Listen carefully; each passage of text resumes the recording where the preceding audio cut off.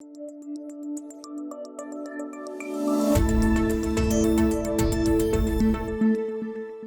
we start coaching our team, we want to consistently reinforce positive behavior that we see in them. And the best way to reinforce that behavior is with what I call a strength centered compliment. So, in this session, we'll show you step by step how to give and receive a compliment. And this, by the way, is this single skill is something that can absolutely set you apart from other leaders. It's also a really valuable way to build more of a team culture within your organization. So let's kind of talk about, I mean, I hate to start off on the on the negative, but let's face it. One of the things that I've kind of noticed is that bad leaders tend to reinforce negative behavior. Great leaders are the ones that reinforce positive behavior. So to kind of set the stage about why this skill is so valuable, most managers in today's world anyway think of their role as being what I call a fixer.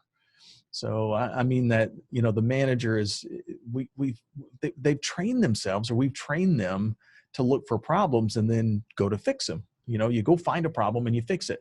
The big challenge here, though, is that a problem has to actually exist before the manager has a role. So if he or she doesn't see a problem, a lot of times they just look a little harder until they find one. And if you look hard enough, you're going to find some kind of challenge.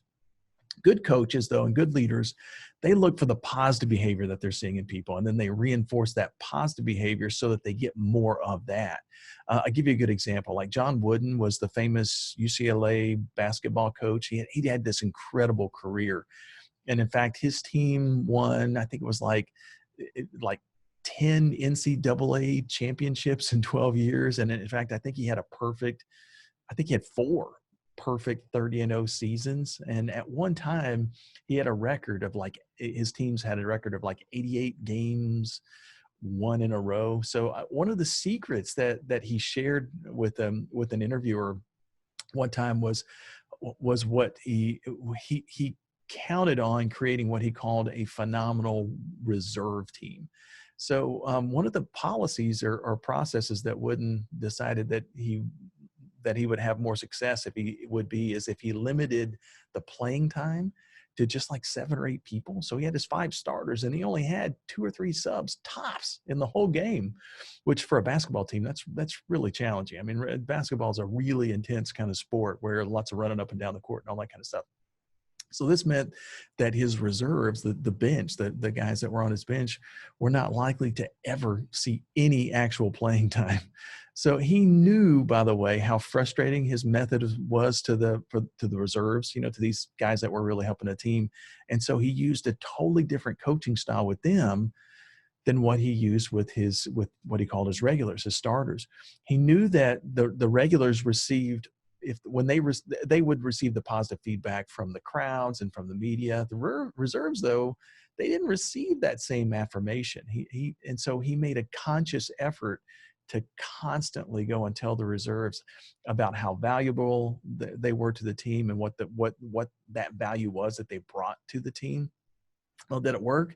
Well, that the praise caused the reserves to work harder, which meant that the regulars got better. In fact, Bill Walton, famous basketball player for UCLA, went on to play in the pros for years and years. I think he became a senator at one point. But he made a comment once while he was playing for Wood, and he said that the actual games that he played in seemed pretty slow because of the pace of practice that they set. The regulars set such a fast pace in practice that the practice always seemed much faster. So by praising people by giving that positive reinforcement, you're creating a better team. You're creating that more cohesive team with your group. So it is really, really important